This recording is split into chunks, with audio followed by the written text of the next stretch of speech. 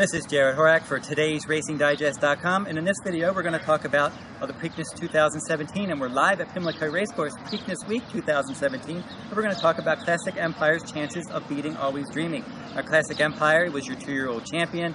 He won the Breeders' Futurity at Keeneland. He won the Breeders' Cup Juvenile, and he came into his 3-year-old season as the winter book favorite for the Kentucky Derby, but he had a lot of problems.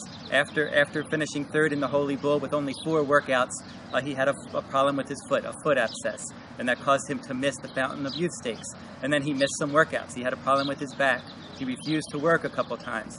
So then they finally were able to get him back on track, and they took him to the farm, and he was able to recoup. And then they took him to the Arkansas Derby as his final Derby prep, and he won that one. And he earned good, decent speed figures for today's Racing Digest. He earned a 94 fire rating, but that wasn't close to his 100 fire rating that he got in the Breeders' Cup Juvenile.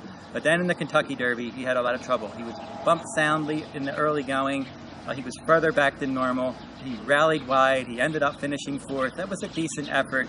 But again, if you look at the speed figures of Classic Empire and Always Dreaming in their 3-year-old seasons, Classic Empire with that 94 in the Arkansas Derby, Always Dreaming got a 102 fire rating in the Florida Derby, and then he ran well and beat Classic Empire in the Kentucky Derby. So I think Classic Empire, obviously, even though he had that trouble trip, I think he could take a bit too much money.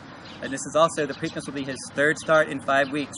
So if between those two, I still think that Always Dreaming is going to sit the right trip in Baltimore, and he's going to beat Classic Empire again, because Conquest Mo Money looks like the only other horse that can go with Always Dreaming early. So look for Conquest Mo Money and Always Dreaming to be out in front. Look for Classic Empire to be sitting behind them, but I think Always Dreaming gets the first jump, and he beats Classic Empire in Preakness 2017. Now, if you're interested in my full card analysis for Preakness Day, Pimlico, Saturday, May 20th, you go over to today'sracingdigest.com. Later on in Preakness Week, I'll have that full card there. And if you're interested in that full, complete digest for Preakness, 14 races for the whole card of Pimlico, you can go over to today'sracingdigest.com, and you'll find that there. And that'll wrap up this video for the Preakness.